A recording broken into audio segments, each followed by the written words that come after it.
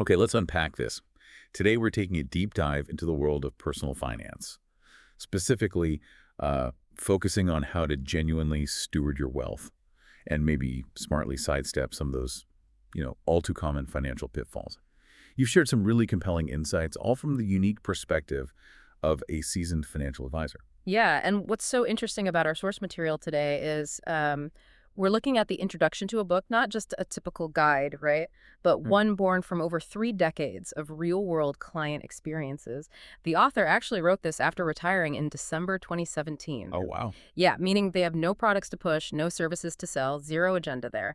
So our mission in this deep dive is really to extract the crucial lessons from those experiences, helping you understand common missteps and hopefully arm you with some genuine confidence in your financial decisions. That's a huge differentiator right off the bat, someone offering financial wisdom without, like, a hidden sales pitch. This really isn't your average financial guide then. And we're going to explore why that independence offers such a distinct and, frankly, valuable perspective on managing your money. So you mentioned our source material reveals a pretty stark reality from this advisor's long career. While about two-thirds of their clients had, previously received excellent professional guidance, maybe just switching because their old advisor retired or they moved, a significant one-third came in grappling with recurring problems. What were these three specific pitfalls that kept surfacing for so many? It's quite telling, isn't it? The author observed three pretty distinct patterns among that challenging one-third of clients. The first group often did little to no planning at all. Seriously. They might, casually pick up ideas from a magazine article or some other impersonal source. Huh. Like randomly? Yeah, pretty much randomly, completely ignoring professional advice. You can imagine someone trying to build a house just by looking at pictures in a magazine, that kind of thing. Right. Not a solid foundation. Not at all. Then, the second pitfall involved clients who were actually diligent planners, but they relied really heavily on generic self-help books or software. Okay, so they were trying, but Exactly, they were trying.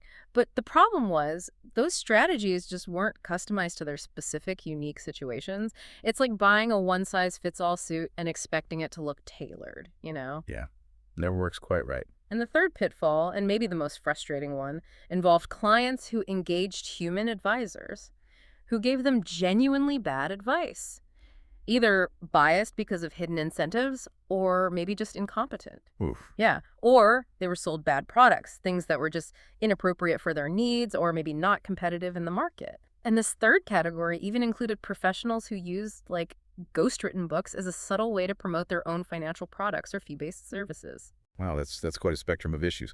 So what did the author pinpoint as the underlying reasons these common missteps kept happening, especially those first two, the lack of planning or the generic stuff, and what were the real-world consequences for these individuals?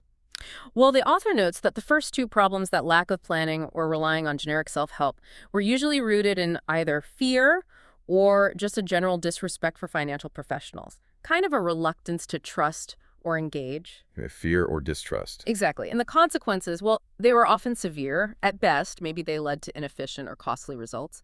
But far too often, they resulted in significant financial setbacks, sometimes even disaster, which, raises an important question. How can we learn from these stories without becoming overly fearful or cynical ourselves? Yeah, that's a good point. And here's where the book takes a really interesting turn you mentioned. The author calls some of these client stories horror stories, right? But then immediately stresses they are rare horror stories from 3 decades of observation and far from the norm for advisor behavior or even client error. Oh. So if these extreme cases aren't typical, why did the author feel it was so important to include them? What's the deeper purpose behind sharing those intense narratives? Right. If we connect this to the bigger picture, these stories serve a very specific purpose.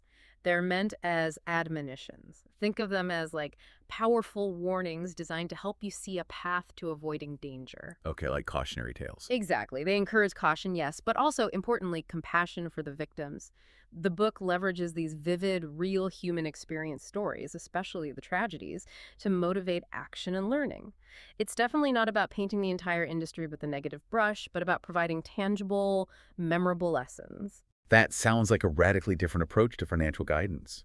Beyond the author explicitly stating, I have no products or advice to sell, which is huge, how else does this book distinguish itself from, the crowded shelves of personal financial planning guides? It's a crucial differentiator, absolutely.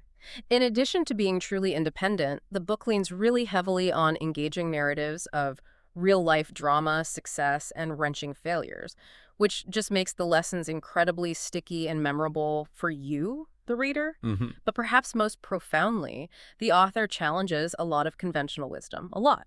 They make the bold claim that much of their advice actually runs counter to commonly held beliefs among the writers of sensational news, regulators, and industry professionals. That is bold. Can you give us just like one quick example of a piece of widely accepted financial advice that this book might contradict? And then how does it intend to help you, the listener, figure out if a financial strategy is suitable for your specific situation, even if it, flies in the face of what everyone else seems to be saying?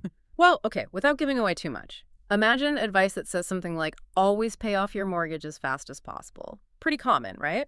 Yeah, you hear that a lot. This book might challenge that. It might suggest it's only truly wise under very specific conditions. And that brings us right to the core concept, conditions. This book doesn't just tell you what to do. It justifies or challenges every single strategy by specifying the conditions under which that strategy may be sound. Conditions. Okay. Yeah. This unique approach aims to empower you to assess if a strategy is genuinely good or bad for your unique circumstances, rather than just blindly following generic advice that might be perfect for someone else, but frankly, terrible for you. So it's about gaining valid confidence in your decisions, like a deep, informed conviction, not just an emotional gut feeling.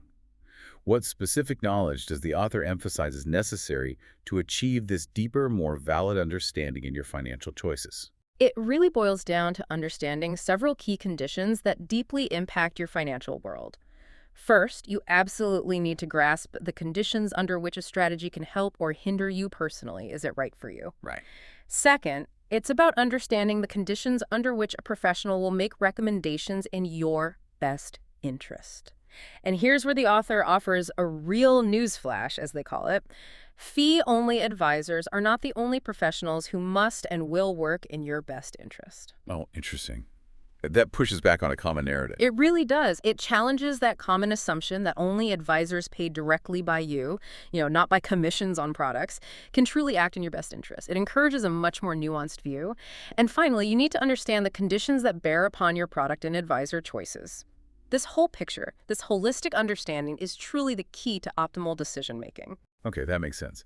And beyond just understanding these conditions, the book promises to identify numerous, little-known, even some intentionally withheld or mischaracterized strategies. Yeah. What kinds of specific insights can you expect to uncover there? Well, the author delves into some pretty crucial topics like boom and bust indicators. Now, these aren't about predicting the future with a crystal ball, obviously. Oh, no magic runs. No, but it's about understanding historical signals and patterns, things that can help you maybe anticipate major market shifts, giving you a better sense of when to be cautious, perhaps, or when there might be opportunities. You'll also learn about restrictions upon consumer choice, those subtle or sometimes not so subtle limitations that can narrow your options. Things you might not even realize are limiting you. Exactly. And also good versus poor value factors, helping you distinguish genuinely beneficial financial products or services from those that are maybe just overpriced or underperforming. It's kind of about pulling back the curtain on the financial world a bit. Ultimately, as we sort of wrap up this look into the book, what's the overarching guiding philosophy? What's woven through all of this nuanced guidance? I think the central message really is to think about money as something to steward wisely rather than to hoard in fear or risk greedily. It reframes managing your hard-earned assets as both a profound responsibility and privilege. Responsibility and privilege. I like that framing. Yeah. The ultimate goal is to help you and, those you care about, like your adult children or friends approaching retirement, avoid those common financial pitfalls and manage wealth purposefully for long-term well-being and hopefully genuine peace of mind. So what does this all mean for you, the listener? This deep dive into Steward Your Wealth really shows us that truly effective financial planning. Well, it isn't about rigid rules, nor is it about fear-mongering. Instead, it's about informed, deeply contextualized decision-making. Absolutely. We've learned that understanding the conditions under which advice and strategies are sound is just far more powerful than relying on generic recommendations, and that learning from others' horror stories, as rare as they might be, serves as a potent admonition to act wisely and compassionately in your own financial life. It challenges us, really, to look beyond simplistic advice and, those quick fixes, and instead to truly understand the nuances of our financial world. For you, the takeaway seems clear. Become your own informed advocate. Arm yourself with the knowledge to make valid financial decisions based on understanding the underlying conditions that impact your unique situation. Yeah, and this raises, I think, an important question for you to consider. Given this emphasis on real-life stories and understanding specific conditions, what aspect of your own financial planning might you re-examine today with a renewed focus on stewardship rather than just, say, earning or saving? That's a really good question, and that's a thought to carry with you as you continue your own journey of informed decision-making.